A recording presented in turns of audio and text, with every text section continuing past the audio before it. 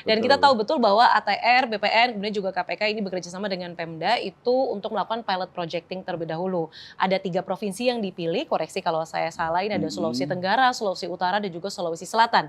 Nah, mungkin saya tanya dulu, sebenarnya kenapa 3 provinsi itu yang dipilih? Ini yang memilih KPK dan ATR BPN bersama tentu ya? Itu komitmen, Mbak.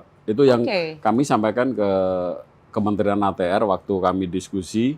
Jadi mau milih yang mana nih? Yang kepala daerahnya punya komitmen kuat dong gitu.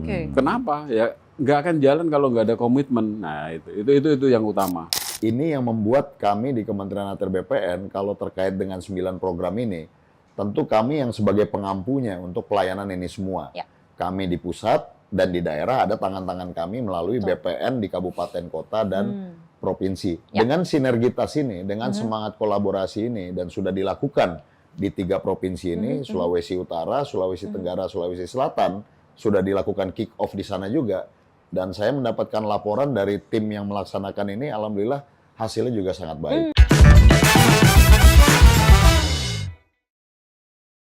Kopi sudah ditambah, kursi pun juga sudah ditambah. Narasumber yang tadi saya janjikan sebelum jeda juga sudah hadir di atas panggung bersama kita semua. Saya sapa terlebih dahulu ada Gubernur Sulawesi Selatan, Pak Andi Sudirman Sulaiman. Selamat sore, pagi, siang, sore, Pak Andi. Pagi, siang, sore, Mbak Diana. Oke, sehat Pak. Jauh-jauh datang dari Sulawesi Selatan, kita berikan tepuk tangan, mungkin yang nonton juga boleh ya. Terima kasih Bapak sudah hadir memenuhi undangan teman-teman ATR BPN. Kemudian saya juga sapa langsung ada Pak Denny Mangala, Asisten Pemerintahan dan Kesejahteraan Rakyat dari Pemprov Sulut. Terima kasih Pak Denny sudah jauh-jauh datang kemari. Selamat siang Mbak Diana. Terima kasih, kita berikan tepuk tangan lagi juga. Oke, terima kasih ada Pak Andi dan juga Pak Denny. Di samping itu juga masih hadir bersama kita juga ada Pak Osi dan juga Pak Edi. Semoga belum ngantuk dan belum bosan karena sudah ada kopinya. Masih kuat. Aman. Saya yang nggak kuat kayaknya Pak kalau sudah coba. Oke, sebelum kita bahas yang secara lebih terperinci, teknis, sebelum tadi Pak Andi dan juga Pak Denny datang, ini kita sebenarnya sudah banyak bicarakan soal Pemda ini menjadi motor utama, menjadi eksekutor dari 9 program kerjasama ATR BPN dan juga KPK. Saya mau mungkin Pak Denny dan juga Pak Andi cerita terlebih dahulu soal bagaimana pemerintah daerah dilibatkan di sini. Mungkin dari segi kunjungan, bagaimana Pemda diajak bicara soal 9 praktik kerjasama ini. Mungkin dari Pak Denny dulu, boleh? Oh iya, baik. Yang pertama memang pada bulan Mei yang lalu, ya, atas inisiasi dari Kementerian ATR BPN dan KPK, nah, sudah dilaksanakan rakor di Sulawesi Utara. Sudah ada rakornya. Nah, rakor ini dihadiri oleh Bapak Gubernur, termasuk Bupati Wali Kota se-Sulawesi Utara hadir semua, Pak. Kemudian ada BPN juga hadir di sana. Nah, di sana itu sudah ditandatangani komitmen bersama dari semua kepala daerah, termasuk BPN, untuk implementasi 9 program ini. Dan ini sampai saat ini Bapak Gubernur terus memonitor implementasi di 15 kabupaten kota yang ada di Sulawesi Utara. Nah, ini tentu langkah yang sangat strategis yang diinisiasi oleh Kementerian ATR, BPN, dan KPK dalam rangka mewujudkan good governance. Dan ini tentu sebagai pemerintah daerah, baik provinsi maupun kabupaten kota, kita tentu sangat mendukung untuk implementasi 9 program ini.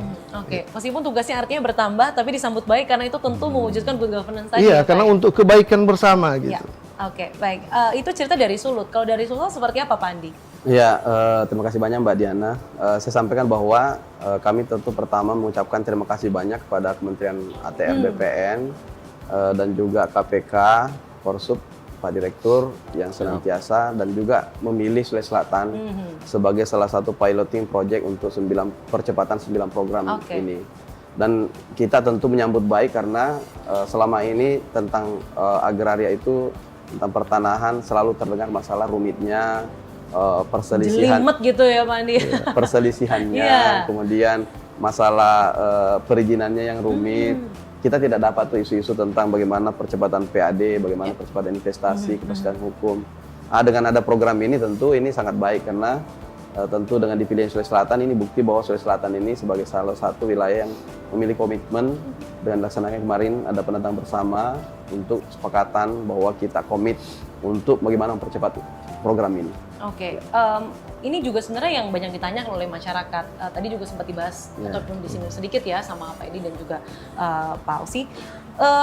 Kalau misalnya 9 paket program ini pun berjalan dengan optimal dan maksimal, yang tentu itu kita harapkan begitu ya. Perubahan apa sih yang paling dirasakan masyarakat? Itu kan yang menjadi pertanyaan masyarakat. Mungkin Pak Andi boleh silakan Pak. Iya, saya ingin ceritakan sedikit bahwa tanah sekarang ini kebanyakan masih sertifikat global misalnya, atau belum berubah atau gimana, sehingga kita ini di satu sisi masyarakatnya untuk mempertahankan tanahnya kan bisa jadi sengketa perselisihan tanah. Kemudian di sisi lain pemerintah kami ini dapatnya bahwa kita susah nih, masih tercatat tanah-tanah itu sebagai target objek PAD yang bagus, tapi justru tidak tercatat dengan baik. Karena kepemilikan satu yang tadinya sekarang sudah berkembang pesat. Ada bahkan satu surat itu bisa sampai banyak orang yang miliki. Waduh. Dan tumpang tindih. Sehingga saling klaim, kemudian terjadilah sengketa di mana-mana. Dengan adanya ini digitalisasi, sudah integrasi dengan OSS, integrasi dengan MPP, integrasi dengan RT RW, kemudian bisa memetakan geospasial. Ini luar biasa. Karena dampak bagi masyarakat kemudahan perizinan, dapat sertifikat mereka, tapi tentu kita juga pemerintah bisa yang mana harus punya kewajiban apa. Dapat haknya, tapi kewajibannya juga tentu lebih mudah dan lebih pasti. Ada kepastian. Ya, penurunan konflik ya Pak. Itu juga paling penting. Itu yang paling penting di masyarakat sering terjadi. Iya benar-benar. Tentu kan karena kalau bicara soal konflik ataupun sengketa lahan itu urusannya panjang ya Pak. Kita tahu betul juga di masyarakat banyak juga yang menjadi berita seperti misalnya artis-artis juga banyak yang speak up, kemudian rakyat biasa juga banyak sekali deretan sengketa lahan yang ujungnya ya memang harus ada goodwill dari pemerintah dan juga pusat maupun daerah begitu ya untuk menyelesaikan hal itu, salah satunya lewat 9 paket program ini. Itu cerita dari Sulsel. Kalau di Sulut seperti apa sih Pak? Apa dampaknya buat masyarakat? Entah itu yang sudah terjadi ataupun yang mungkin disasar oleh Pemprov Sulut. Iya. Pertama bagi masyarakat, selama ini kan layanan untuk contohnya untuk pertanahan, layanan sertifikat. Nah ini minta maaf Pak Wamen masih banyak keluhan. Ini prosedurnya, kemudian ada pihak-pihak yang memanfaatkan itu, ya. Nah tetapi dengan 9 program ini, ya, kemudian mengintegrasikan dengan mall pelayanan publik, ini tentu akan memudahkan masyarakat untuk memperoleh layanan sertifikat misalnya. Mereka tidak perlu lagi misalnya menggunakan calo atau tunggu berlama-lama untuk memperoleh itu. Cukup lewat misalnya gadget dia bisa monitor itu sudah di mana, ya, kapan selesainya dia bisa monitor. Dan ini sangat memudahkan. Baru kemudian yang kedua tentu bagi pemerintah daerah, selama ini contohnya transaksi jual beli tanah. Nah, Pemda itu di transaksi jual beli tanah kan ada yang namanya BPHTB yang masuk ke PAD. Nah, banyak kasus terjadi transaksinya itu di atas harga tanah tapi yang dilaporkan di bawah. Nah, ini tentu kan merugikan daerah. Tapi dengan diintegrasikan antara nomor identifikasi bidang dan nomor objek pajak, ini akan memudahkan ini. Dan ini akan menutup celah-celah yang seperti tadi. Apalagi BPN sekarang kan sudah menetapkan zonasi nilai tanah. Jadi nggak bisa lagi main-main ini.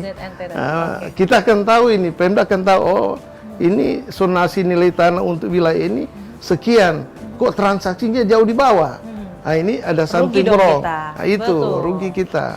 Nah ini sangat memudahkan.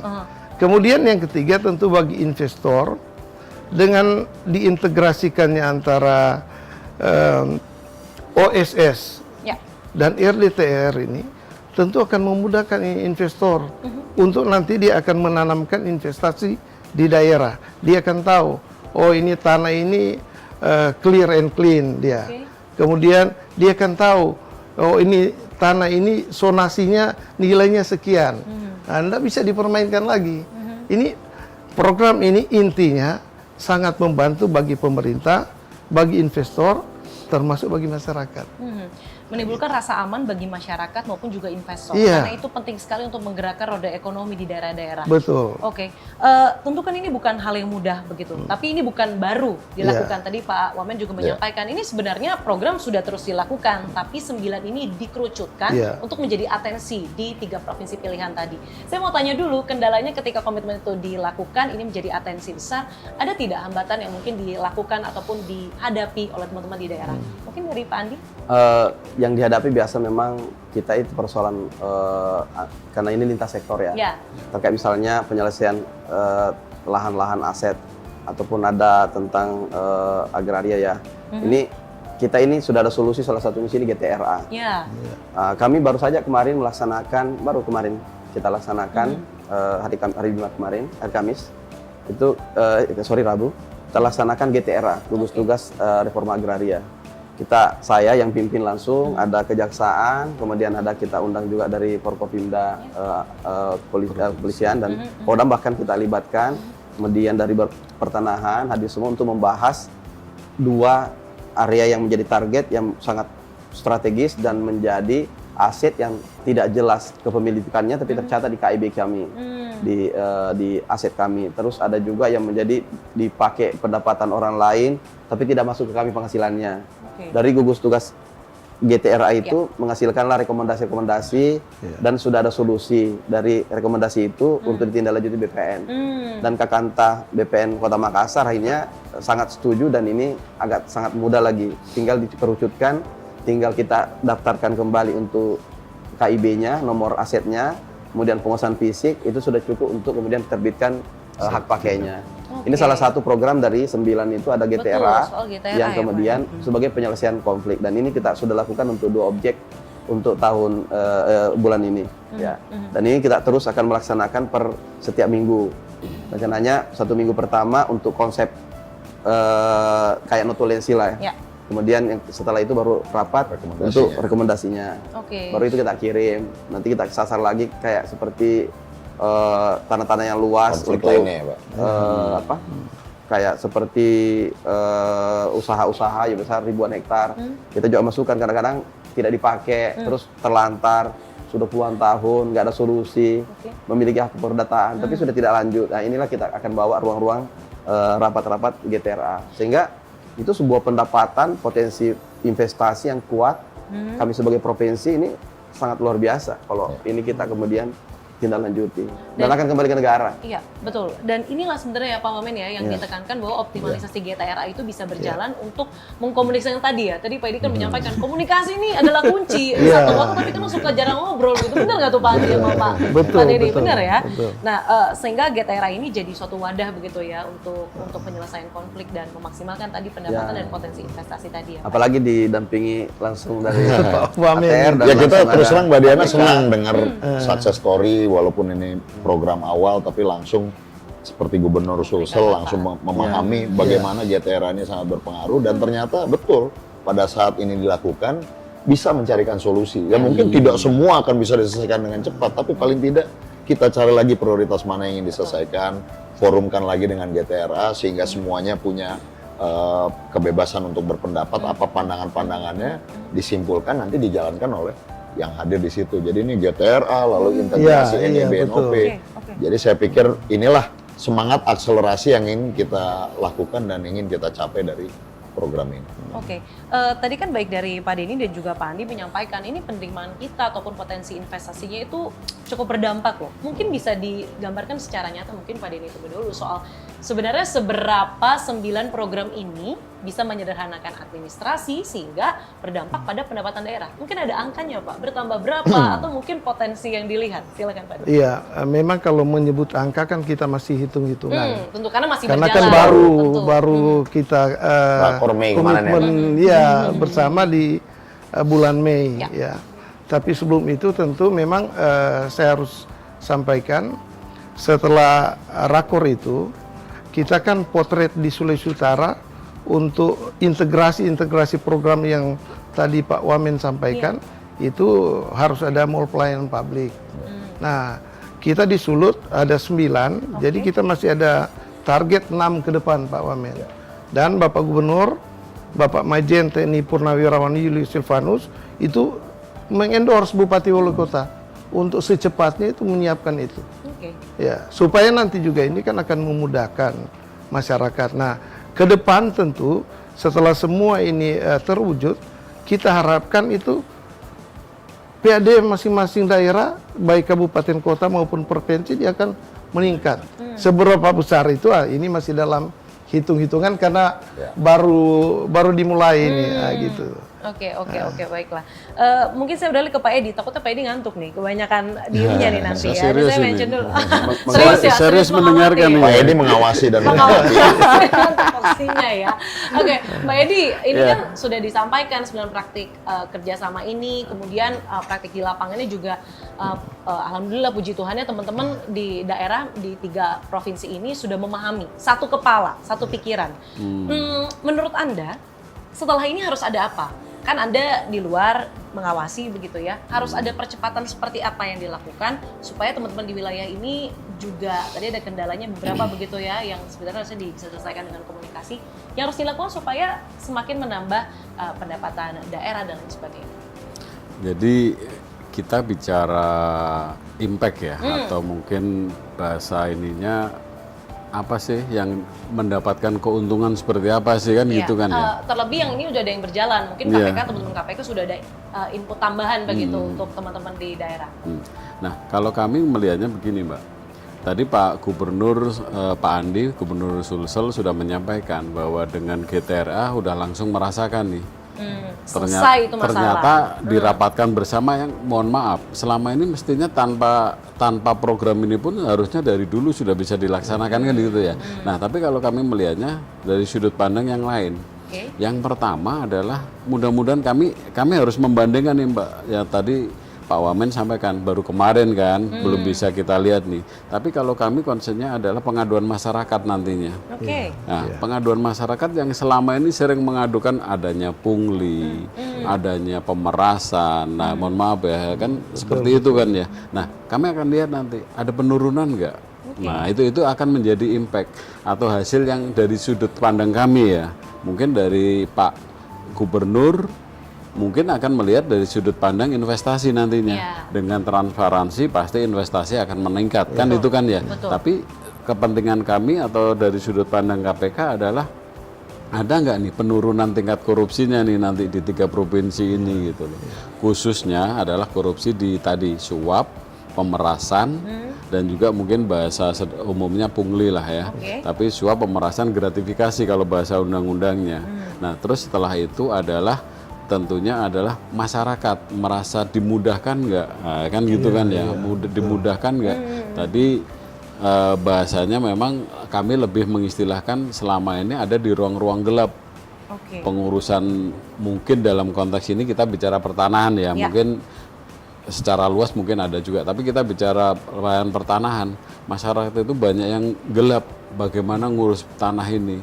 Akhirnya datang ke tadi yang Pak Asisten tadi sampaikan ke calo atau apa gitu kan ya. Nah, mudah-mudahan dengan ini nanti transparansinya dapat, masyarakat bisa mendapatkan keuntungan. Tapi kan susah di situ kita ukur kan ya.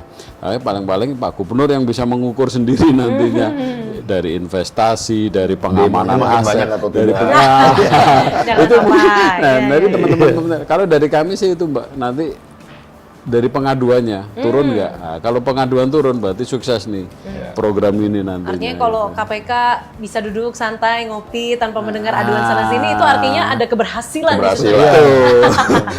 Kerjaan makin dikit itu sukses loh. Dan kita harapkan begitu ya Pak ya. Kita harapkan begitu. Oke, saya mau mention sedikit soal pungli. Ini karena suatu hal yang menjadi concern masyarakat. Mungkin Sobat ATR BPN juga menaruh concern di sini. Saya mau tanya ke teman-teman daerah, sebagaimana 9 program kerjasama ini bisa menurunkan celah-celah pungli itu, Pak? Ya, ini kan kalau sudah ada sistem digitalisasi, biasanya kita kan sudah bisa online. Kemudian kita sudah mall pelayanan publik sudah ada semua di kabupaten kota. Bahkan kami provinsi sudah punya juga mall pelayanan publik sistem digitalisasi. Sehingga kita bisa melihat di situ bahwa terjadi proses-proses yang secara digital, agak tidak lagi tatap muka, tidak lagi harus ketemu telepon dan sebagainya. Itu tinggal mengisi saja. Dan kemudian seperti ini akan terjadi percepatan. Misalnya OSS ini kita 7 hari langsung sendiri jalan. Setuju tidak setuju jalan dia. Jalan, Kalau ya. area-area yang tidak beresiko. Ada tingkatannya. Tentu ini akan membuat image pada masyarakat bahwa ini mudah. Selama ada MPP sekarang ini, apalagi kalau sudah integrasi dengan pertanahan ini, pasti masyarakat akan senang. Karena ini akan memudahkan masyarakat untuk mendapatkan haknya. Yang kedua, dampak yang kami dapat itu, kalau nanti ini salah satu GTRA kita ini yang bahas kemarin ini nilainya 1 triliun, Mbak. Kalau ini nanti kita bisa berhasil untuk sertifikasi standar provinsi, itu sebuah capaian yang besar yang dimotori oleh BPN, ATR, dan KPK pendampingan. Tentu kami yang dapat manfaatnya. Bahwa kami punya lahan yang selama ini tidak memiliki alasak, tapi tidak kemudian terjadi sengketa, dicari jadi pendapatan orang lain. Pendapatan ada fasilitas yang dipakai orang. Sehingga ini nanti kalau jadi masuk pendapatan kita kan luar biasa. Belum lagi asetnya. Di Kota Makassar lagi. Betul. Nah, ini luar biasa. Itu loh penting inventarisasi aset tadi ya Pak ya. Ini sekitar 10 hektar lebih. Buat lokasi. Good start. Good start ini. 1 triliun Nah, ya, ini Pak, GTRA ini kalau kita gedor terus di poin berapa ya, kalau tidak salah poin 7 ya. GTRA tadi. Nah, ini luar biasa, bisa optimalisasi kita. Oke, baik. Dan itu bisa menjadi investasi ataupun program-program Astacita, kita punya lahan. Dan semua di wilayah Indonesia agak kesusahan lahan kan. Karena ada program-program sekolah rakyat, ada kampung nelayan, ada kemudian program-program KDMP dan sebagainya. Bapak Presiden mencanangkan, tentu kita akan menyambut dengan adanya ketersediaan daripada availability dari lahan. Ada sekolah Garuda, sekolah unggul, dan semuanya itu untuk daerah. Menarik sekali. Karena bagaimana sebuah langkah ataupun komitmen kecil itu bisa berdampak uangnya seabla-abla Pak, maksudnya 1 triliun untuk 1 sertifikat. 2 lokasi. 2 lokasi. Ini luar biasa, good start seperti yang Pak Wamen sampaikan. Kalau di Sulut Pak, tadi kan banyak mention soal mall pelayanan publik. Kemudian sebenarnya Pemprov pun juga sudah memetakan begitu ya. Ini stigma di masyarakat kalau ngurus sertifikat dan lain sebagainya itu pasti jelimet. Nah, hal-hal yang ada di 9 praktik program atau praktik kerjasama ini, bagaimana bisa pelan-pelan membantu menghapus stigma tersebut kalau di Sulut? Iya, jadi kan setelah ada komitmen bersama seluruh kepala daerah yang saya sampaikan tadi dengan dan semuanya BPN, pasti menyanggupi dong Pak. Iya. Ya, kalau nggak sanggup nanti kan, Pak Gubernur marah ya. Setelah itu kan langsung dipublish. Oke. Nah, dipublish itu masyarakat dia tahu, ternyata sini sudah ada layanan pertanahan itu yang online. Oke. Nah, dengan begitu kan stigma-stigma selama ini bahwa berbelit-belit, harus melalui calo, ini akan terhapuskan. Karena tidak ada lagi yang tadi Pak Gubernur sampaikan face to face untuk memperoleh pelayanan. Semua serba digital. Dan ini pasti akan didukung oleh semua masyarakat. Ini kan tugas kita adalah membangun public trust. Langkah strategis dari BPN, ATR sama KPK ini adalah upaya untuk mewujudkan public trust itu. Oke, Mungkin baik. itu. Karena fakta membawa pada kebenaran, kebenaran membawa pada trust itu ya, kepercayaan itu. Dan itu yang sedang dibangun lewat ini yang program sementara itu. dibangun, Oke. betul. Terakhir kita masuk ke closing vision ataupun hal-hal yang mungkin akan dilanjutkan ke depannya yang tentu sudah baik ini. Kalau misalnya kerjasama ini berhasil lah, katakanlah 3-5 tahun ke depan, seperti apa tata kelola pertanahan dan juga iklim investasi yang ingin Bapak-bapak ini sebagai pemimpin di daerah masing-masing ingin Anda lihat di wilayah Anda masing-masing? Dari Pak Andi dulu silakan. Kita berharap ketika pelaksanaan ini akan kemudian terjadi kemudahan-kemudahan masyarakat, ada kepastian terhadap pembangunan, investasi, dan kemudian pendapatan-pendapatan bagi kami. Termasuk masyarakat kami juga tidak segan-segan lagi untuk investasi untuk membangun baik secara persorangan maupun secara korporasi. Yang kedua, kami berharap bahwa yang selama ini sudah terjadi konflik, sudah ada solusi-solusi karena pemetaannya jelas. Apalagi kalau sudah berbasis geospasial ya, ini per 5.000. Satuan ini sudah semakin jelas, clear, bisa melihat sampai yang paling detail. Sudah ada RDTR, rencana detail tata ruangnya sudah jelas. Bahwa mereka ini bisa melihat sampai yang sekecil-kecilnya untuk daerah mana peruntukan apa, dan pemiliknya siapa. Kemudian itu kan semuanya bernilai uang, karena kekayaan negara termasuk daerah ada 2 sisi, baik uang maupun aset. Kalau kami tidak bisa memiliki banyak uang dalam bentuk money cash-nya, cash in itu, maka aset yang banyak juga termasuk adalah harus dikelola. Kelola. Kalau sudah jelas status legal standingnya, maka dia akan menjadi sebuah aset kekayaan yang kemudian menjadi kepercayaan untuk melaksanakan sebuah program-program pembangunan, dan ini akan menjadi neraca kami akan bagus ke depannya. Sehingga kami juga sebagai daerah itu bahwa memiliki kekuatan-kekuatan ekonomi karena ditopang dengan kekayaan yang lebih kuat, seperti itu. Tentu kekayaan itu yang nantinya juga berdampak pada kesejahteraan masyarakat itu sendiri, karena digunakan dari dan untuk masyarakat. Ya, karena masyarakat sekarang kan kita tahu lah, masyarakat banyak disibukkan dengan hanya mempertahankan tanahnya sendiri. Nah, ini kan jangankan tanah negara ya, tanah-tanah pribadi saja ini juga sangat rumit, balik nama dan sebagainya. Ini kemudahan-kemudahan seperti ini tentu sangat baik karena sudah jelas siapa memiliki yang mana. Oke, baik. Kita harapkan transformasi itu ada di Sulawesi Selatan. Ya, silakan dari Sulawesi Utara hari ini. Untuk Sulawesi Utara, pemerintah pusat kan sudah menetapkan 2 kawasan ekonomi khusus di Sulawesi Utara. Satu itu namanya Kek Likupang. Itu Kek Likupang itu adalah kek pariwisata super prioritas dari 5 di Indonesia. Nah, salah satu itu di Sulawesi Utara di Kek Likupang. Yang kedua itu namanya Kek Bitung. Nah, ini 2 kek ini adalah pusat pertumbuhan ekonomi baru di wilayah Sulawesi Utara. Nah, tentu dengan implementasi 9 program dari ATR BPN dan KPK ini tentu akan makin menciptakan iklim investasi yang kondusif di Sulawesi Utara, terutama dalam rangka menumbuhkan 2 kek ini supaya dia makin geliat lagi ini, makin berkembang bagus untuk peningkatan ekonomi di Sulawesi Utara yang dampaknya akan dirasakan juga oleh masyarakat Sulawesi Utara. Dan itu yang menjadi visi Pak Gubernur, memajukan Sulawesi Utara. Sulawesi Utara maju, sejahtera dan berkelanjutan di pintu gerbang Asia Pasifik. Amin, amin paling serius Pak itu untuk Amin. itu ya. Oke, saya mungkin beralih ke Pak Edi terlebih dahulu, nanti Pak Osa sebagai penutupnya ya Pak, boleh silakan Pak. Harapannya ketika, kalau tadi kan di daerah masing-masing, tentu harapan KPK 3-5 tahun ke depan untuk 9 program kerjasama ini. Jadi yang pertama tentunya langkah berikutnya Mbak ya. Jadi dengan di-trigger oleh 3 provinsi ini diharapkan next ke provinsi yang lain, itu tentunya ya.